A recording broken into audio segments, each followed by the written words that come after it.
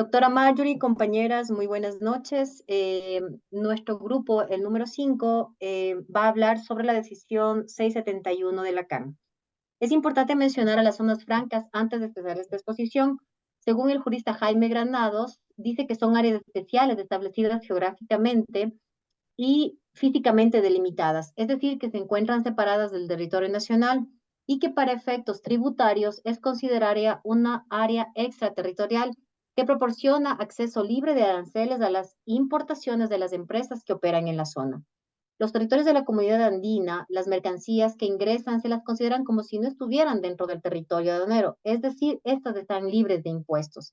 Y es allí cuando la decisión 671 entra con la armonización de los regímenes aduaneros, es decir, el acceso al mercado subregional andino de productos de las zonas francas.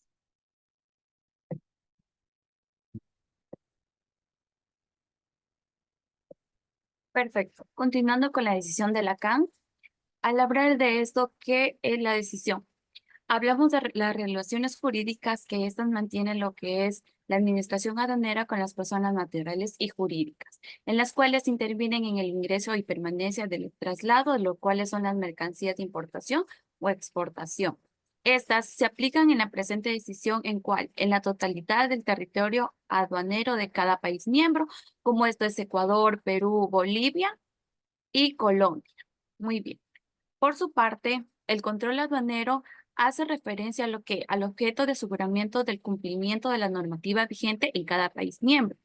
Esto que permite que el control aduanero sea también conforme a la decisión 574, lo cual permite lo que es el control anterior, durante el despacho y posterior de este. ¿Para qué? Para verificar que la mercancía que está ingresando o está saliendo a su vez sea de control adecuado y no sea de índole de contrabando. También las normas aplicables tienen que estar vigentes para que sea un control adecuado.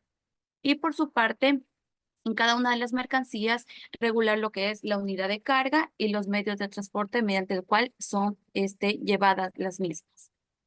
Por su parte, hablamos de un tema en específico que son los destinos aduaneros. Hablamos de la sección 1 que vienen hacia las zonas francas. ¿Qué se entiende por zonas francas? Se entiende que es el territorio de cada país miembro de la comunidad andina, que este es un apartado en donde se encuentran las mercancías de importación. Estas mercancías, al momento de estar en esta zona franca, se consideran como si no estuvieran ahí.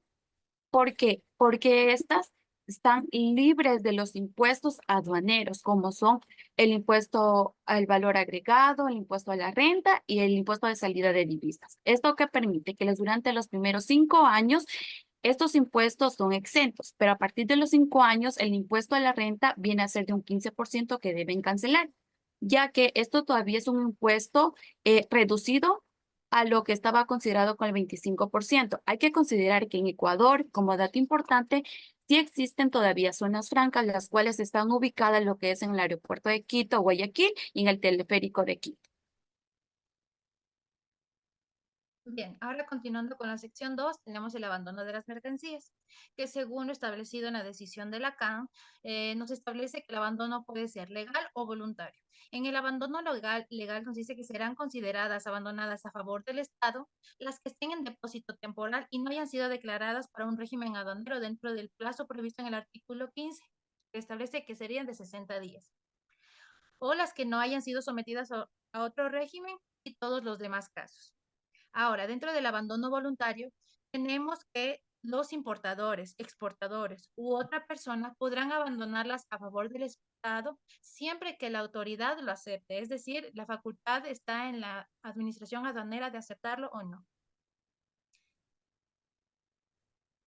Ahora bien, respecto al abandono, según lo establecido en el COPSI, tenemos tres tipos de abandono: el tácito, el expreso y el definitivo. El tácito, según lo establecido en el artículo 142, nos dice que se dará cuando haya falta de presentación o transmisión de la declaración aduanera, la falta de pago de tributos al comercio exterior en el término de 20 días o el vencimiento del plazo en los depósitos aduaneros. Cabe acotar que la persona, el sujeto pasivo tendrá la facultad de subsanar cualquiera de estos requisitos en 25 días hábiles. Ahora, el abandono expreso nos dice que es la renuncia escrita de la propiedad de las mercancías hechas en favor del Estado. Y la dirección distrital tendrá la facultad de aceptarla o no. Y finalmente el abandono definitivo nos dice que se dará si en 25 días no se subsana el abandono tácito o a su vez en la ausencia del declarante. Asimismo, en cuanto a bienes de viajero que no hayan sido retirados en un término de 5 días luego de su arribo al país y siempre que no exista una presunción del delito.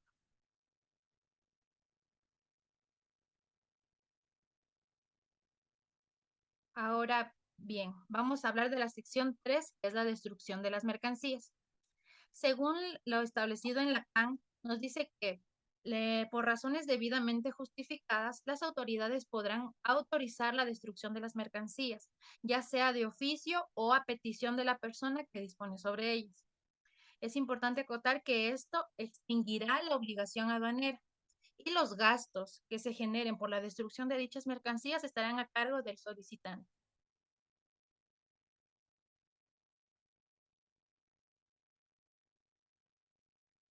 En el mismo sentido, el COPSI y el reglamento también nos hablan de esta destrucción.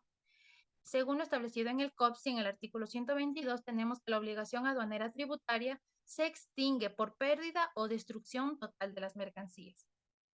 Ahora bien, con lo establecido en el reglamento del COPSI, nos dice que las mercancías que pasan por esta destrucción desaparecen, pierden su utilidad o características fundamentales. Además, asimismo, como en la decisión de la CAN, los costos estarán a cargo del titular de la mercancía. Y las mercancías previamente acogidas a regímenes aduaneros se asemejan a la reexportación de las mismas. Cabe acotar que para realizar la destrucción de estas mercancías se necesita de un gestor ambiental.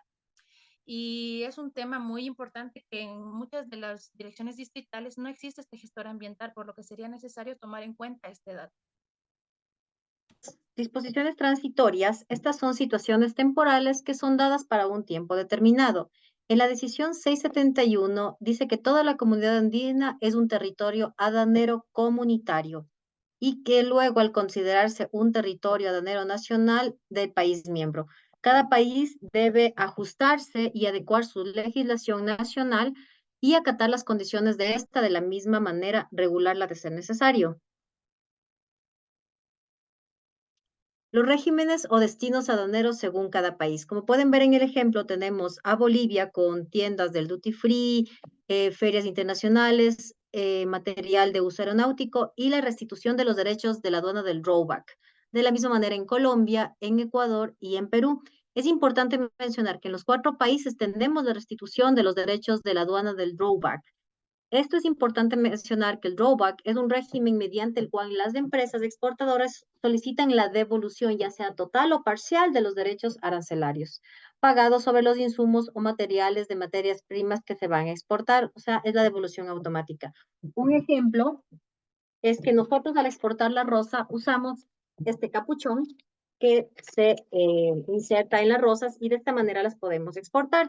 Este capuchón es de hecho con polietileno. En estos casos se le solicita al Estado que nos retribuya este dinero y este valor no puede sobrepasar del 5% del monto. Esto se calcula en base al precio FOB, que es decir, el free on board en inglés, y en español, que es la mercadería que ya está puesto a bordo. Y de la misma manera tiene que cumplir con cierta documentación que acredite lo mismo, que en este puede ser un ejemplo, la matriz del insumo de producto. Finalmente, como disposiciones finales, tenemos que esto entró en vigencia el 1 de junio del 2009 con la incorporación de la legislación posterior a la fecha de la publicación. Esta se hará en base a la legislación aduanera comunitaria. De la misma manera, lo que no esté contemplado en esta decisión debe ser regulada por las legislaciones de cada país miembro. Muchas gracias.